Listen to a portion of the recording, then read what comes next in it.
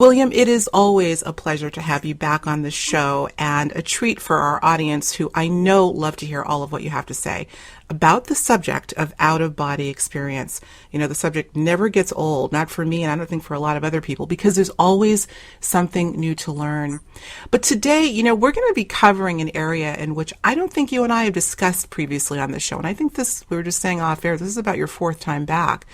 This time, we're going to be talking about how self-initiated OBEs can be utilized to create reality on the physical plane.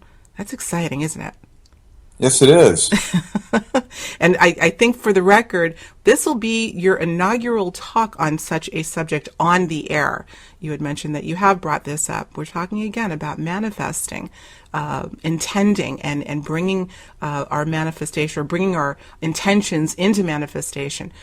You've talked about this in your workshops, but not on air. So I'm very privileged to be the first to have this discussion with you. Well, I interviewed your longtime friend, Ken Elliott, author of the book Manifesting 123, about a little less than a year ago. And during our talk, he mentioned how you've explored the idea of manifesting while in the OBE state. I want to play a little clip, William, from my interview with Ken about your ideas on such things, and then I'll have you elaborate on the back end. So let's take a listen. And when you think of something, it immediately begins to form, and my friend William Buhlman, who's been on your show, he mentioned this. It's just a side conversation one time, and I flipped out on it. And I said, "Wait a minute, what are you talking about? You go to the other side." He's an out-of-body guy. You go to the other side, and you see the things on your wish list sort of arrayed over there in various forms of development. He said, "Yeah." And I said, well, "Go through that again." And he said, "Well, let's say I want a new car. I've been making a wish list of this new car. Maybe I'll put my hand on it. Maybe I'll." William didn't do this, but we're just embellishing this wish list. So maybe you touch it every day. You put it on your mirror. You burn a candle on it. You had some sort of little ceremony, or not. And you carry it in your pocket, and you see this thing every day.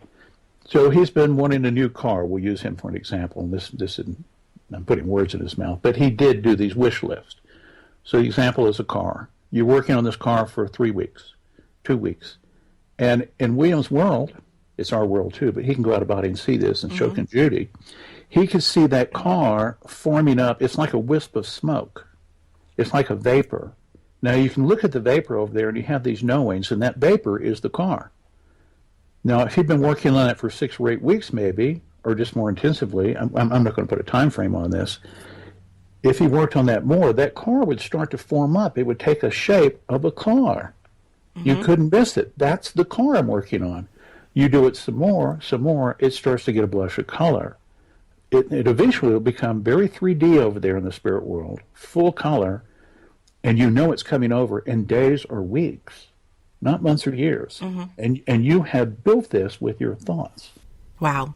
Well, when Ken brought you up in our interview earlier this year, within the context of manifesting from the spirit realm, I knew I had to have you on the show to discuss this subject because I think there are just some very important implications for what we're talking about. So I want you to go for it, William. Just what are we talking about here? Manifesting in the OBE state. What is this all about? Well, the basics of it is simple, is that we live in a multidimensional universe, and we are multidimensional beings. And that all things, and we have to look at the world in reverse of what many people look at it. People look at everything as being a form-based, a physical event and a physical object, and reality is only physical. But once you open your mind to the concept that the universe is multidimensional, and that when we leave our bodies, whether it be spontaneous or self-initiated, the same applies to near-death experiences. We are moving inward into the non-physical aspects of this multidimensional continuum. So all manifestation begins inward as a thought form. All manifestations, the entire planet, everything we see around us is a part of a spectrum of creation. In other words, every tree, every home, everything that surrounds us is multidimensional. And this is proven time and time again when we have OBEs, because we begin to enter the less dense areas of the universe. Look at it this way. The physical is the epidermis of the universe. It's the outer crust. And when we leave our bodies, we enter into the subtle substructure. And as such, that is where the manifestation begins. And if we go deep enough in, we realize that everything around us manifested as a thought first. In other words, everything around us is a thought form, which is probably the best way to think of it.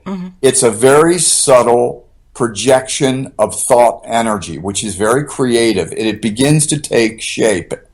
When we focus on any kind of thing in our lives, we begin to mold that subtle energy that exists all around us, but we can't see it because it's so subtle.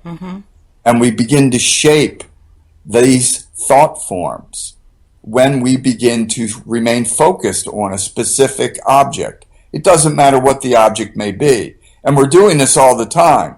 In other words, if you think about, Ken uses the analogy of a car, which is a good analogy. If you're thinking of a car and you want a new car in your life, your very insistent or persistent thoughts of this will begin to shape that subtle reality. In other words, the thoughts will begin to take form in the inner dimensions of the universe. And these thoughts are the beginning of creation. The mechanics of creation is an inward to outward process. It doesn't just magically appear in the physical. Even though it may look like that to us, suddenly there's a physical object. There's a mechanics occurring, and this mechanics is exciting because we are the creators of this very thought form creation. And we're doing it all the time. Look at your home. Everybody, whoever's listening, just look around your home right now. Every single object that you own, that you are surrounded by, began with a thought. Somewhere you decided, I'd like to have this. And then suddenly, sometimes it's quickly, but sometimes it could be longer, your home, every single object, your furniture, they were all thoughts at one point. That's right. And they slowly, in many cases, became denser. Your thoughts begin to take form in the mental, let's just call it the intellectual or the mental dimension. These thoughts, our creative power, which we have to mold thoughts, begins to take form energetically. And then they begin, as we continue to maintain our focus, they begin to become more dense, three-dimensional. One of the great advantages of OBEs is that when you leave your body, you are actually entering these thought-responsive energy dimensions. And when you do this, many people actually see these thought forms. Yeah, well, that's what I want to get into. People don't understand it because they're not. Some of them are only partially formed. But there's many times they may look like or be perceived as a hologram type, an energy hologram that is beginning to take shape it may look like a cloud initially. That's transparent. And as we focus upon this, let's just call it, to make it clear, it's like a cloud of non-physical energy that begins to take shape into any form that we focus upon. And this is a substructure of matter. Each of us is constantly molding our future reality by how we manipulate and focus our thoughts today. This is the unseen mechanics of creation. We do it all the time. Absolutely. I want to interject something if I could, because you're getting deep, deep, deep, and I know this is a subject that can go in so many different dimensions. But, the whole idea, this is not a new idea necessarily, William, in terms of thought being the precursor to manifestation, whether conscious or unconscious. And I always think of, you've asked the audience to look around their home and just be cognizant of the fact that everything that they're visually perceiving first began as a thought, which I agree. And especially if it's something that you've been manifesting. I'm going to decorate this room and paint it a certain color. That first had to be a thought before it came into manifestation. But let's talk about the natural world just for a minute or two. The trees that we see and the grass and the flowers, those two, there had to be some consciousness associated with that in order for them to come into fruition. This is where it gets a little deep for me, and I think in general, because now we're really talking about a conscious universe that had to think the natural world even into existence, right? Yes, indeed. Everything is consciousness at its core. So everything has been on some level created by some form of consciousness. Right. And it's quite exciting because everything is a manifestation. If you like, I can share a story that may clarify this. I'd love for you to go for it. In my workshops, I tell a story. It goes back, almost probably 18 years ago. I had a house in Michigan, and we bought a brand new builder's model home, and it was all builder's white with a white fireplace. And my wife, this is in the great room or the living room, my wife and I both decided that we wanted to get a stone facade put on the fireplace. Mm-hmm. It was just boring white fireplace. So we made the plan. We picked out the stone. We had a sandstone mantle picked out. I paid a contractor or stonemason to do the work. But it took almost, this was when parts of Michigan were booming. I had to wait almost 2 months for the contractor to actually install the facade, the stone. This is also where I do my OBE work in front of the fireplace. I have my sofa in front of the fireplace, and this is where during the day, generally around 1 o'clock, I do a lot of my OBE self-initiated work. Mm-hmm. It's been what I've been doing for decades. Same program. So this is after my wife and I, we put a deposit on the fireplace. We purchased the stone. I had samples actually on the fireplace of what this fireplace would be when it's completed in 6 to 8 weeks. So during my OBEs, during this process, I had several out-of-body experiences during this 6 to 8 week period. And what almost shocked me, for lack of a better word, during my first out-of-body experience, I went for a normal exit. And when I exited my body and observed my reality, I noticed there was something different. I was in what I call the parallel world, the closest to the physical. And I observed in the out-of-body state that this fireplace that was flat was now, it was like a hologram of, for lack of a better word, it looked like a bumpy hologram. I could see through it, but it was changing its shape into the precursor of stone. And it looked like a hologram from the out-of-body state. Mm-hmm. And what I realized after staring at it for a bit, that I was beginning to observe the energy, the unseen mechanics of creation, is that our thoughts, my wife and I's thoughts on manifesting this, had begun to shape the non-physical parallel world that is a substructure of my physical world. And we collectively had begun to alter the substructure of matter energetically with our thoughts. In other words, this fireplace was beginning to take shape energetically in the non-physical dimension. And this is the mechanics of creation. This is what we do all the time when we focus on a creative act or process in our lives. Absolutely. And this just kind of clearly says we're affecting the substructure of matter, which is the non-physical dimension parallel to us. Right. And this is the building blocks of all creation. It all begins from the inward dimensions and then works its way outward into matter. That is just absolutely fascinating, beyond fascinating. This is, I always hesitate to use that word proof, but if anyone needed, let's just say, strong evidence that this is exactly how it works, and this is not something you conjured, this is something you observed, you are really getting to see you call it the substructure, we can call it the invisible infrastructure, not so invisible, of how this actually works. I think that is amazing. And we all do this. We all do this. And so what you're saying is that if we were to actively, perhaps even in a meditative state, but in your case, in a self-initiated OBE state, that's an opportunity to maybe check in to see how our desires are coming to fruition? Yes.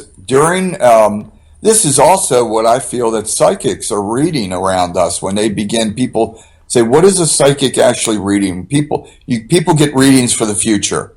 Yeah. Many psychics, I feel, are actually picking up on the thought forms that are around us.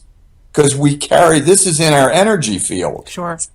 We're carrying our future. If you're fixated on whatever it may be, that is part of your energy field. Mm-hmm. And a psychic in the old days, when I was growing up, they were called sensitives. They're sensitive to energy. They're sensitive to also thought forms, which is energy. And they are picking up on this future that you are beginning to build in your own energy field. Mm-hmm. It's a matter, and this is a very important process that this is part of one of the reasons we're in a physical body. We're learning how to be consciously powerful and effective creators of our reality. Absolutely. And when we begin to recognize that we are the creative force, and this is part of the training that we're going through. Very few people are aware of it, though. They think their world is ruled by luck and a coincidence. Mm-hmm. But eventually we have to grow up and learn that we are the creative energy force. That's right. And we have to learn the rules of the road. How do we manage our energy? How do we manage our creative force so that we can build the life we want, instead of being the result of other people's thoughts? Right. I was just going to say other people's thought forms, because if we're not consciously creating our reality, there are a lot of people that would be happy to do it for you. Right. And I think that's been the history of our world, frankly. That's what's causing a lot of the problems in the world. Absolutely. Is that there's a collective thoughts are very powerful. Nations have a collective thoughts. Religions have collective thoughts. And they are, the more people that are involved in this creation of these thought forms, so often the more powerful these thought forms become. And people are, in a sense, are being manipulated by the collective thought forms. And many of these are negative, like as we see in the world today, these groups that are going around killing people. Because why are they killing? They're killing them for an idea. It's an idea they're killing for. Mm-hmm. An idea is a thought form. That's right. Yeah.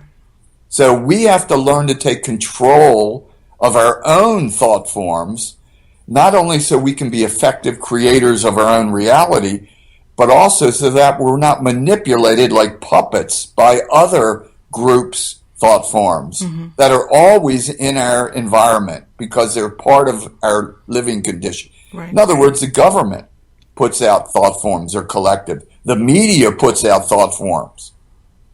We're constantly manipulated or potentially moved, and manipulated is probably a very good word. Conditioned from birth, often, by certain belief systems, and then we're indoctrinated as children by these concepts that we believe about ourselves and our reality. Mm-hmm. And all of these are thought forms that are influencing us. So we have to learn to not only to be the powerful creator of our own thought forms, but to also realize and learn how to defend yourself from other people's thought forms that may be somehow, let's just say, manipulating your state of consciousness. Right. Certainly don't have your best interests at heart. And I think you're making a very good point. This is a powerful thing. You know, we've heard this, some semblance of this before, that thought is the creator, it precedes the creation. And yet I don't know that people are really taking this to heart. You talk about collective thought and thoughts from our so-called power structures or thought forms that they have and intentions. And not only because there's a apparently they know how this works, and they know, what it takes to create reality based on persistent thought. But not only are they doing that, Bill, I think in the indoctrination process, they're getting our thoughts, or the collective's thoughts, to be in alignment with theirs, which adds even more juice, if you will, to the likelihood of manifestation. Oh, absolutely. Look at all the things that we've been indoctrinated to believe from birth. Right. And anybody that thinks they're not indoctrinated, they have to ask themselves one question.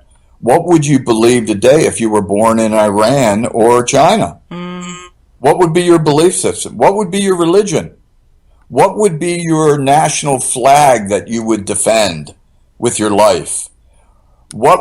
Everything about your beliefs today would be altered and shifted. So we have all been indoctrinated by our society and our culture.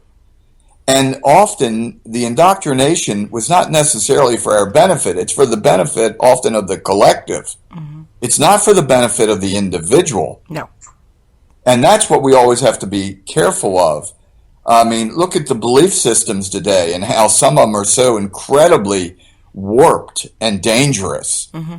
And yet millions and millions of people believe these belief systems where, you have to kill someone who doesn't agree with you. Yeah. And it's running rampant in the world. It sure is. Even here, it's nothing more than a thought form created by a collective that is spreading throughout the world. That's what I mean about we have to be careful. There's an old saying, don't believe everything you think. Because we have to be strong enough to have to step outside ourselves a little bit and examine our own beliefs. Why do you believe what you do? What evidence supports your beliefs? Why do you feel the way you do about certain things? Is it because you were conditioned from birth to believe a certain way, which is often the case? Of course. I mean, it really takes some effort and courage to examine your own beliefs and see, are you really a free thinker like you may think you are? Are you just a puppet of religions and governments and powerful belief systems of the media? Mm-hmm. Well, you and I have had the discussion, I think, quite a few times about even the word belief, and audience is probably going to get sick of me saying it, but I think it deserves repeating. The idea of belief, William, to me, just on its face, has always implied doubt. You either know something or you don't. And if you know it, there's no need to believe. So I think just the whole idea of belief in anything is fundamentally flawed. That's another dimension of discussion. And it's relevant here. Yes, it is. Yeah, it's very relevant. But I wanted, this is all related because I think it's going to take this sort of righteous indignation that I'm hearing in your voice and that courage to examine how we have arrived at the worldview and the ideologies that we as individuals carry, and then begin to reverse that trajectory to do the good stuff that we're meant to do, and that is create through thought form. I want you to tell another story, if you don't mind, because I think it's the coolest thing. You mentioned China a few moments ago in a not so great context, but let's talk about your desire to want to spend an extended stay in China and how you might have used your thought forms in manifestation to make that come true. Oh, yes. I was always intrigued by Chinese culture and their furniture, and my wife and I had actually went out and bought a whole bunch of Chinese furniture. Mm-hmm. And I remember saying to my wife that, and I've studied China for some reason. Maybe it's a past life. I was going to say maybe, but I've always been intrigued by the whole the culture and the history of the not only China but much of Asia. So here we are. We went out and we bought this beautiful Chinese cabinet and table and a bunch of other furniture. And lo and behold, while we're having these discussions, my wife is suddenly, and this is how, then we're talking about a thought form building. Mm-hmm. By this act, by my interest in China and buying furniture and manifesting furniture and bringing it into the house, lo and behold, within a week, my wife was actually offered a position she was working at General Motors, and she was offered a position in Shanghai, China, for a 3-year assignment. Oh my goodness. So, and this is within, I swear it was a week. Even my wife is saying, she said, are you kidding me? So immediately she called me and says, I was just offered a 3-year assignment in Shanghai. She said, do you want to do it? And I said, absolutely. My goodness. Yeah, let's go. So we did. She took the 3-year assignment. We ended up staying for 4. We liked it so much. And we lived in Shanghai for 4 years. But this was because of the thought form that was created. Yeah. That was part of the process of this. There's no coincidence. No. It's all about energy. The universe is all about the manifestation, and let's just call it the molding of energy, and then how it manifests in our lives, and how open we are. And this is another thing. You have to be open to change, open to different things. Many people want to manifest things in their lives, but they're afraid of change. And a big part of manifestation is about opening your state of consciousness to be almost unlimited change. And that's when things happen quickly. That's a very important point. That's a very key point. You're right about that. Everyone is wanting for a change in circumstances, but perhaps not an habitual change or a change in habit that would make way for something big like this to happen. Well, I want to comment on the China. I knew, generally speaking, I believe Ken had told me what had happened, but I didn't know whether it was something that you were clearly intending for in the out-of-body state, or if it just poof happened. And it seems it was the latter, but it didn't poof happen. I think, Bill, that it's more than the thought at this point. This was pure passion that had the juice to carry this idea into fruition. Yes, and passion is the juice of a thought form. That's right. So that is what activates it. Right. It can't be a thought on its own. A lot of people, they hear, I'm just going to recite this affirmation, but without putting our heart into it, literally, it lacks a lot of energetic juice. So clearly there was something going on there. I think that is just amazing. Well, let's talk again. Off air, we were talking a little bit about someone who I've written about a little bit, and I find his concept or philosophy quite interesting, and that's Henri, or Henry, however you want to say it, French philosopher Henry Corbin. His ideas on such things, which he called the imaginal realm, or mundus imaginalis. It's literally, as he described it, a dimension of existence in which our minds have the power to create a scenario and bring it down into the physical plane as an actual manifestation. I think this is what we're talking about, right? Just different words to describe this less denser and very potent dimension of space. Yes, I think it is. It's the parallel energy world that supports all of matter. People give it different names. Theosophists has called it the astral. There's been many different names. Yogis have their own term for it, and but it's all the same thing. It's a parallel energy world that exists. It's not separated from us. It's here. It's now. All dimensions exist here and now. They're just vibrating at a less dense level. Mm-hmm. But everything is here. And that's one thing I think it's important to get across. A lot of people think of this concept of heaven as being some imaginary realm separated from us, and the non-physical realms are somewhere up or wherever. And nothing could be further from the truth. We are multidimensional. We are existing in all dimensions currently, and all dimensions are inside of us. They're all here. They're as close as our heartbeat. They're just, it's like levels of density. It's probably a clear way to put it. Right. Each inner dimension becomes progressively less dense and more thought responsive. And that's what's interesting, more thought responsive, because that is why our thoughts can mold these thought forms very, very easily and quickly, because they're no longer dense. And as we move inward within ourselves, which is into the universe, each universe or each dimension that we enter becomes even less dense and more thought responsive. So our body is like the end result of a chain of events. And so is the creative process, because we're a microcosm of the universe. Right.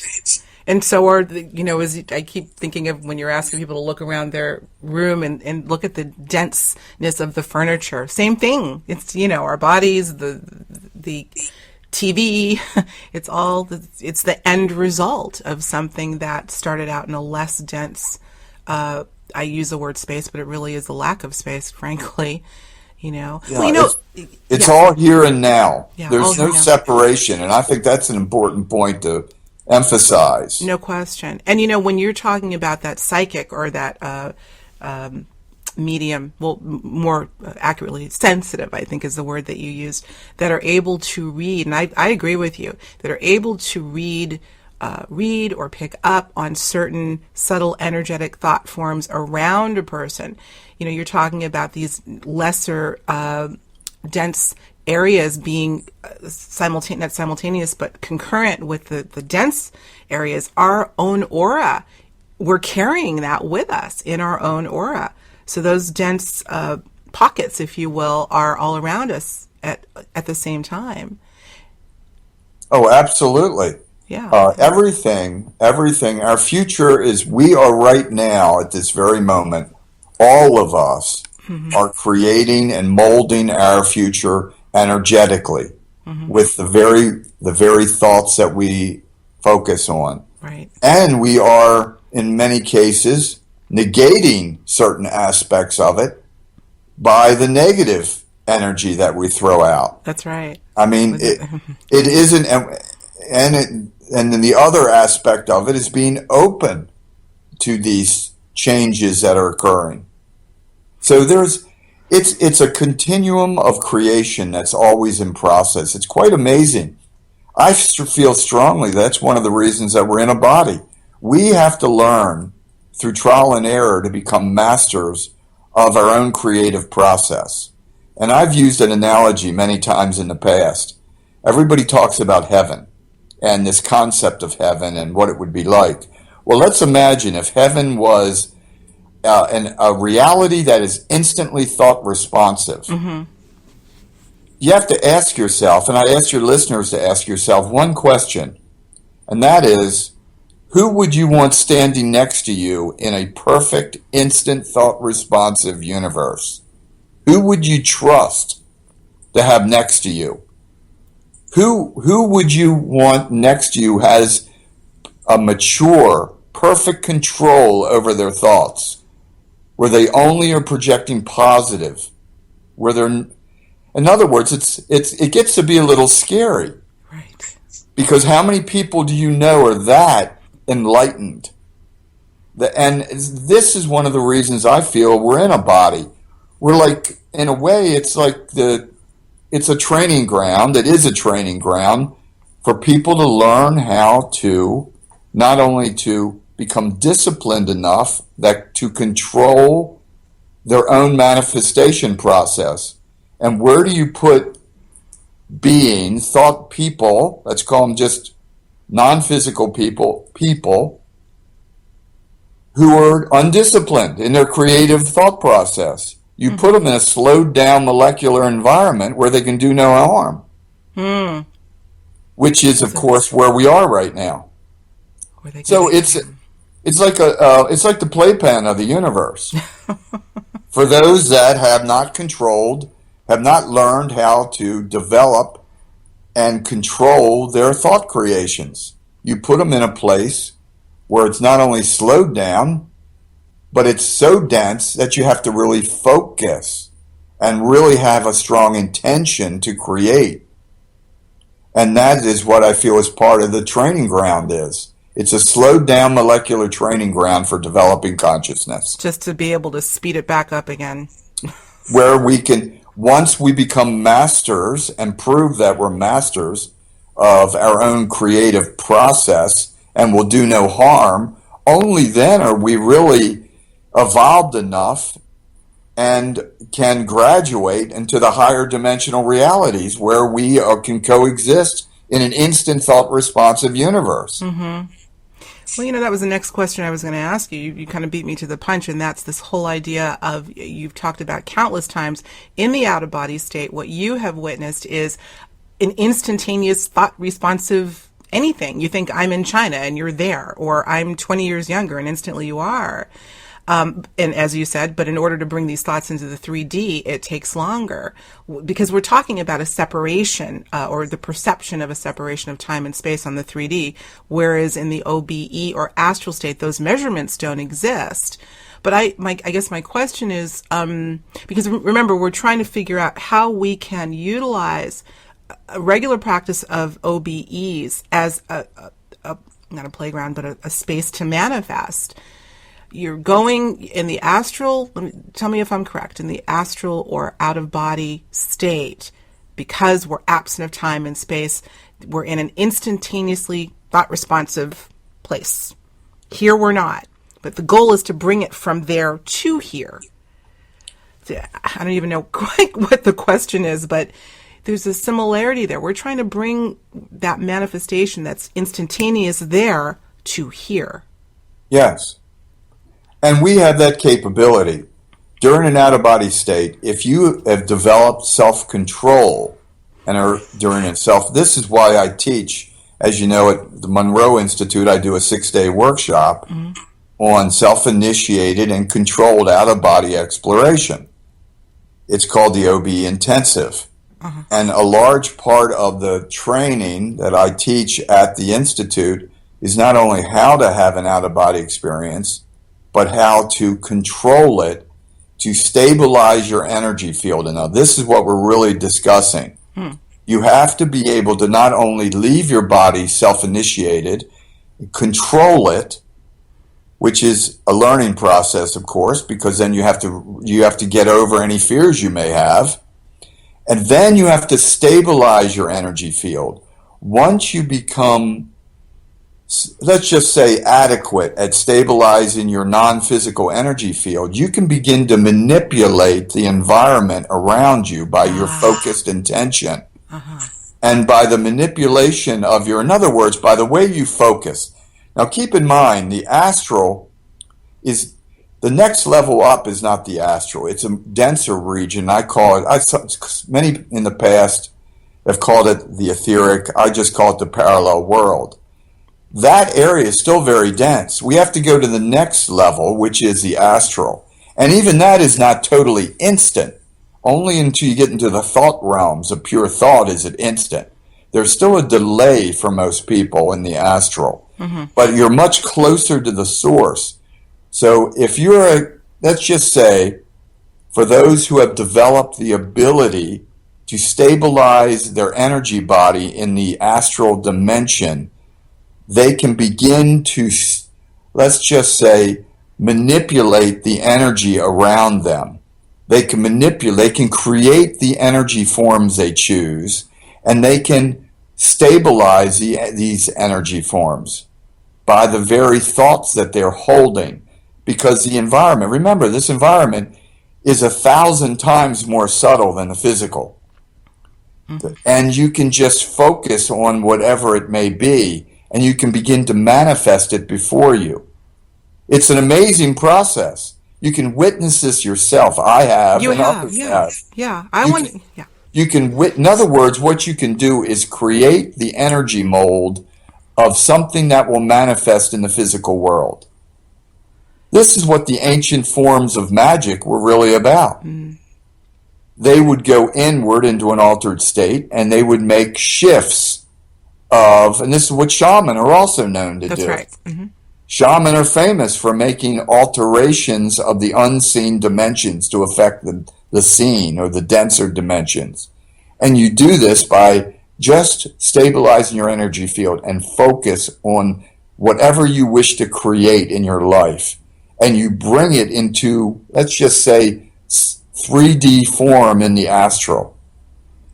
Yeah. And this is now what you've done is created a new form, the mold, the substructure of a new creation in the physical world. I have this vision of a cast when you're casting something, even a dental cast, whatever, a mold, like you said. So this is a point, a sticking point. This is something that I really would like to stick with for a little while, because again, everyone's experience is going to be a little bit different, but I think that there's a pattern that we're seeing emerge.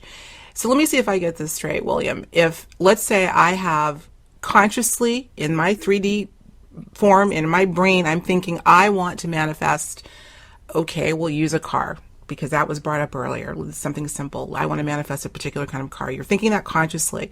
You then go into the OBE state. There's several steps that need to be mastered first, not the least of which is stabilizing that energy field.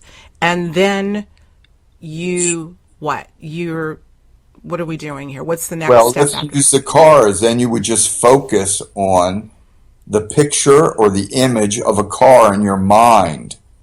And the very act of doing that will create the external energy image of a car on the astral. So you would see that, you described it earlier as a sort of a holographic representation. Yes. While we'll call it out of body. Yes. And whatever it may be. Whatever it may be.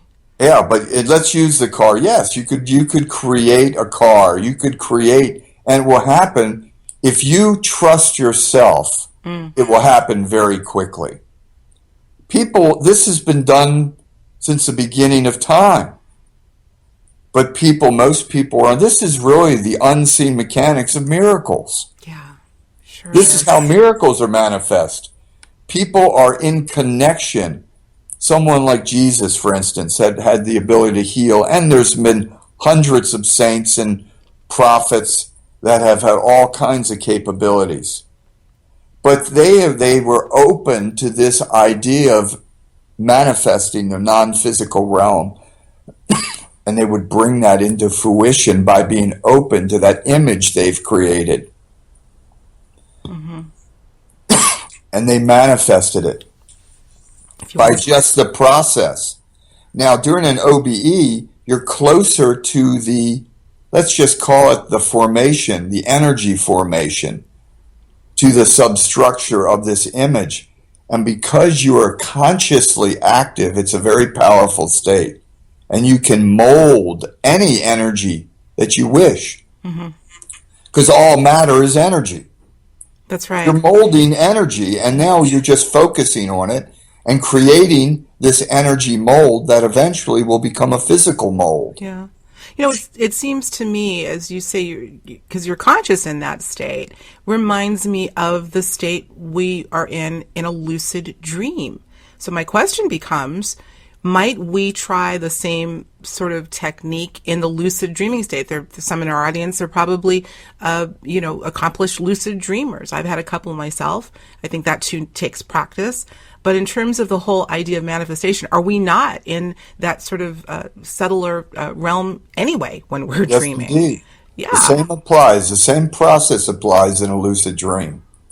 We have the ability to shape and mold our reality in a lucid dream. Now, many people some writers state that there's 7 levels of a lucid dream.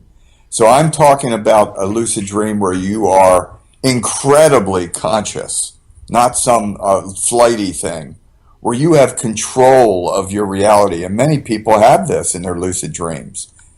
There's people that this is their main, let's just say this is one of the main ways they explore their own state of consciousness is by lucid dreaming. And many people today have the ability in a lucid dream to consciously create. and what you're doing, essentially. That's why it's very important that you know what you're doing, Yeah. so you create something that you really want in your life. Because let's face it, your subconscious mind can go wild and create anything, Sure can and does. including, negative things. Yeah. Yeah. So we have to be aware that as the creative source, let's say, of these energy forms that we are molding around us, we have to take responsibility for the forms that we are molding, because they are our future reality if we continue to do so. Mm-hmm. And yet I think there's still this sort of malleability or pliability to these because they're not in the densest form yet. So again, the question becomes, which is a hotly debated issue, is the future set in stone? I tend to think not. However, I think the more momentum we put behind a given future, the more likely it can manifest. But it can also be altered based on, sort of putting a different thought form out there and being equally as persistent with that, right? So it's constantly in a state of flux, it seems. Absolutely. It's a very malleable state. Yeah. And but we all, the main thing to remember is that we are the central player. We are the core. Everybody looks outside of themselves, or many people look outside themselves for, let's just say, assistance. And we're looking in the wrong direction when we do this. It's like looking outside yourself the current term is to be saved. The Buddha said it best. No one, we must save ourselves. No one can, no one may, is a quote that he made 12 centuries ago. Mm-hmm.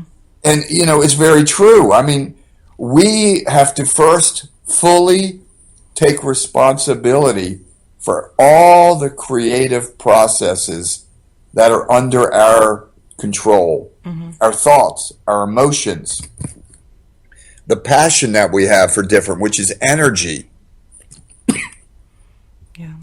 We have to be open and very open to the fact that we are not only responsible for every thought and every emotion, and we are constantly spewing these out into the universe around us. Constantly. And that's why it's important that we take total responsibility and don't look outside yourself and point when many people today are always pointing their finger out at someone did it to them. That's right. The government, the church, their parents, whatever. This is the most negative of thought forms you can possibly create, because you completely disempower yourself when you do this. And you negate your ability to create your own reality. I want you to stop right there and take a sip of water because you're so passionate. Take a little pause for a minute. And as William is taking a sip of water, I want to just, hopefully everyone who's listening is really taking these things to heart and really taking the time to examine our thought forms, whether positive or not so positive. And in the absence of taking control of our thoughts, all that seeks to think for us, which is probably one of the major reasons why we're going through all the strife that we are. And I say we, I can't speak for everyone, and I have some ideologies that fortunately don't mesh with that, but we all need to take the time. Because I think we're really being pushed right now to do that. I've had this conversation with several people on this show about the ugliness being so heavy and dense right now. On one level, we may think of it as as an enemy and the evildoers, and on the other hand, it may be the universe's very, very very strict way of pushing us to the point where we can't take it anymore and start to really ignite our creative power. So all of what William is saying has merit. And I think if we are able to take the lenses of belief off, even suspend them for a little while, we too will say, I think he's onto something. And I think it's worth our time to spend a few moments on a regular basis in silence and contemplate these things so we can take that next step. All right, you're back with us? Yes, I am. Okay, all right. One of the big questions I think we all have to ask ourselves is, what do we believe and why? That's right. What supports our beliefs? And because often these beliefs can be very restricting and inhibiting us in our creative process. You know, we've been told that many of us from a very young age we're kind of put into a box of who and what we are and what our capabilities are. And oh, did I lose you? I think I lost William. Okay, let's pick it right up. And I can say for our audience, we know our good old Skype decided to take a little break even though we hadn't planned on it. So we're back right now. So let's see if we can pick this up where we left off. What were we talking about? All this manifesting. Hope we didn't manifest the break in our connection. Yeah, it was. I think it really comes down to us having the courage to really examine. Sure does. You know, one of and I'll use an analogy of something, why it's so important to do this. You know, one of the basics, probably the prime basic tenet of humanity is that we're physical humans. And one of the first things I learned in my out-of-body experiences after about a year of having OBEs is that when I prolong my out-of-body experiences, my humanoid form, my male identity, all of that would begin to dissolve away. My hands would dissolve away. My feet would dissolve away. And if I prolong my out-of-body experience for more than, you know, there's no time in that state, but let's just use the term of a few minutes. Mm-hmm. As I prolong my out-of-body state, my entire humanoid form began to dissolve away, and I became like a teardrop or a globe of consciousness. And then as I prolonged it even further, I became a point of consciousness. In other words, I'm not human. We are not human. And yet, that's one of the great belief systems of probably the basis of our entire society. Of course. And if that is flawed, just imagine. If that is flawed, imagine how many other beliefs about us that we hold are flawed. And not just flawed, but false. False. I mean, you know. In other words, we're not male and female. We're all these identities that we connect ourselves to limit us. We're not Chinese. We're not Americans. We're not male or female, or all these identities are flawed projections. Mm-hmm. We are just pure consciousness with unlimited capabilities. And that's why it's important to recognize that. Then only when we fully recognize our full capability as just a creative soul can we really begin to become master manifestors. Yeah. I want you, if you would, this is really something that I think most people, had they not had the experience, would have a hard time getting their heads around, Bill. And that's what you just described, that the more you were able to prolong your out-of-body state, the less dense you became. Now, I don't know if I can ask you to describe it any better, but maybe elaborate a little bit. I'm just trying to imagine I am in the out-of-body state, and initially, are we assuming that in the initial stages, you're still somewhat aware of even your etheric body, let's say. So you're in this state and you're seeing yourself. Are you aware of hands in this state? I'm not talking about what you're looking over, your body that you're looking over, but what are you seeing through your astral eyes initially, and then graduating or migrating from that to the point where you're just a point of light? If you may, elaborate on that a little bit more. Well, most people in the initial out-of-body experiences, you hold your self-conception. So for the first year, I still was a male. I was just like I am now. I was exactly the same because that is the self-identity that I held of myself.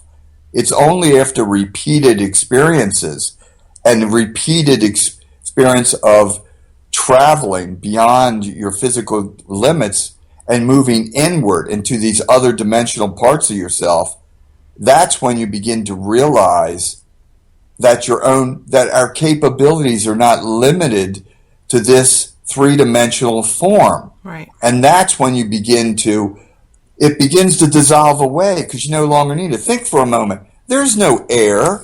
in the out of body, in the non-physical, in the afterlife. The entire afterlife, all of us are going to die. There is no air there. There's no molecules. There's no molecular structure.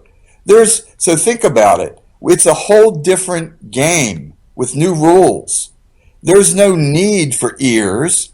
What do you have eyes for? There's nothing to see. You use your mind as a perception, and your mind is forming these images that you hold of yourself. But when we die, there is no density, there's no molecules, all the things that we're used to and accustomed to. For instance, there is no gravity, there's no mass. So all the things that we take for granted are gone. And you quickly realize that the entire rules of reality have changed.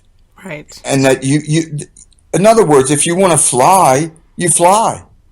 The only thing limiting someone in the out-of-body state is their own self-conception and the limits that they bring with them. And this is what limits many people at the beginning, because they still believe that for instance, if you believe that you're a three-dimensional human female, you will continue to exhibit that form and all the limits of that form. Absolutely. And I think that is something, a whole nother discussion, but those who have passed that, it's said they get stuck, perhaps that is those are the conditions by which they get stuck, is because they're holding on so heavily to the three-dimensional familiarity that they're inhibiting themselves from moving through those levels and continuing to look at themselves from a physical perspective. Oh, absolutely. We all carry our own limits with us by what we choose to believe about ourselves and accept. This is why it's so important to reappraise everything. Mm-hmm. Because consciousness is not human. Right. Consciousness uses the humanoid form as a vehicle and a tool of expression, temporary expression in the physical world. And once you realize that, you begin to get a handle on, oh my God, I am an unlimited spiritual being with unlimited capabilities to create my reality in any way that I choose. This is a huge revelation, because once you accept that throughout your being, the limits begin to melt away, and so does your external form, because they go hand in hand. Mm-hmm. And then you begin to become more increasingly unlimited in your capabilities to explore just, let's say, other dimensional realities. Mm-hmm.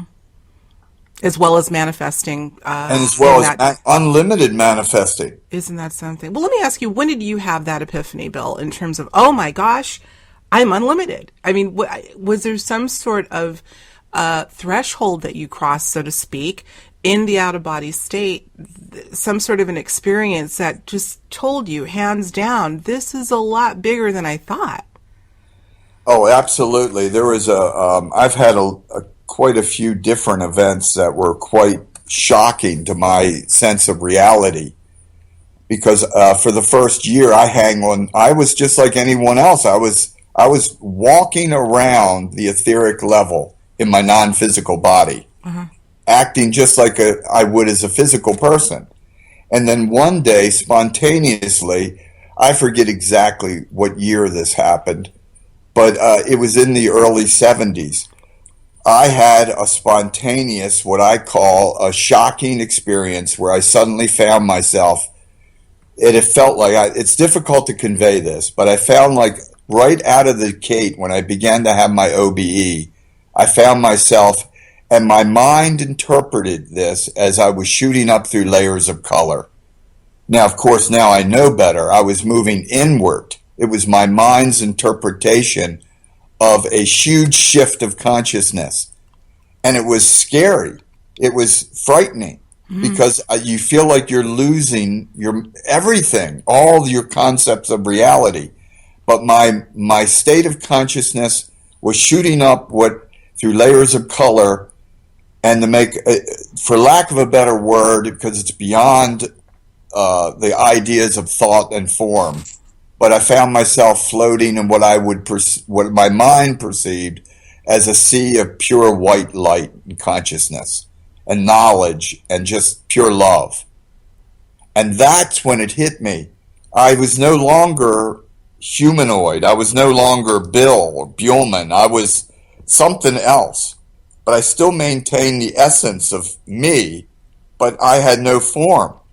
And that's when I was awakened to the fact that, oh my God, this is me, without all the facade, without all the three-dimensional projections that I'm spewing, beyond the thought forms, beyond the 3D imaging and the all the projections of consciousness. That's when I realized that this is what I really am. I'm the capability of creating any form I wish. Mm-hmm. And, throughout the ages, I call it the higher self experience, for lack of a better word. That was my first higher self experience, where I found myself beyond all three-dimensional 3D realities. You knew it. And it was like this, and you knew everything. Yeah. Unfortunately, when I come back to the body, I was back to being dumb Bill. But in that state, I felt like I was connected to everything.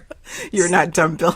But that's what I felt like. I understand. I felt, because at the moment, beyond time, beyond space, beyond thought, I felt connected and knew all. I don't know how else to put it. Yeah. But when I returned to my body, I felt back to oh my God, you can't hold that kind of information or knowledge or whatever you want to call it. It's been said that again, these are discussions and ideas that have been that have come from our indigenous cultures and oldest religions, and also the idea that if you were to be able to sustain that kind of knowledge and in the physical body, that it could in fact annihilate the physical body, that the physical body isn't even designed to hold that much information. And so for those who have the ability to sort of traverse the physical and non-physical, bring back the pieces that are necessary, our shamanic cultures that do that, it's sort of a balance and a rhythm. So you really have I want to use the word privilege, but is it not all of ours to experience? Absolutely. There's nothing special. I'm not special. This is one of the things I try to teach everyone in my workshops, that during an OBE, you can demand it. You can go into an OBE state, go to your astral body, stabilize your astral body, and then make the firm request, like higher self now. Make it a demand on yourself to experience that inner aspect of yourself. Mm-hmm. Use a term that resonates with you. It could be spiritual essence now or spiritual core now. And then some people are open to the experience. It all depends. Each individual is different. Mm-hmm. But in other words, don't take my word for this. Try it. Do it yourself. That's one of the reasons I teach self-initiated out-of-body experiences, is so people can have this profound experience for themselves. Absolutely. Do you think that the numbers of people that are using this as a regular practice have gone up in recent years? Definitely. Of self-initiated OBEs, yes. Like people practice yoga and meditation. Oh, absolutely. They have. And it's connected to other forms of, for instance, many forms of yoga can initiate an OBE. Sure. Yeah. Just like people in ayahuasca can have an OBE. This is a natural experience. It's not, the term out of body is a misnomer. It's really it's an experience of your true self, right, beyond the body. You transcend the body, yes, but it doesn't mean you necessarily have to leave the body. Mm-hmm. You're really going inward. It's a matter of reconnecting with your true self. Right. Understood. There are really no lines of demarcation. You think of these practices, they may have different they're called modalities of meditation and yoga. And, I've heard of people that have had, I don't know if I've ever mentioned this on the air before, but a good friend of mine who will go unnamed, professional who flew a lot at one point, and he would talk about seeing himself. He would go out of body sometimes on these long flights and, brace yourself, see a depiction of himself on the wing of the plane. I'm not kidding. Yes. Many people have these experiences, especially let's face it, many of the yogis for 2,000 years have been they've been recalling and writing about transcendental type experiences. Mm-hmm. And this is nothing new. The Bible has these transcendental experiences. Sure. Different holy books of every culture talks about people transcending the body and having a profound spiritual experience. But what are they really doing? If you're transcending the body, you're having an out-of-body experience. That's right. It's just a matter of semantics. It's just a matter of semantics. We're going to leave it there because we're over time, but it was worth it. And we're going to pick it up again. You know, you're always welcome back here. I think I hope our audience is enjoying this little different angle that we tackled today and how to manifest via the out-of-body state. Now, as always, I want you to go, for those who haven't been to his incredible website before, astralinfo.org. You will find techniques. You will find, obviously, where he's going to be speaking next, his event schedule. It's really a content-rich site, Bill. You've done a very good job with it. So I urge you to go there. We'll have it linked up with this interview. And as always, I thank you so much, my friend, William Buhlman, for being a part of Higher Journeys Radio. Thanks so much. Thank you. It's been a pleasure.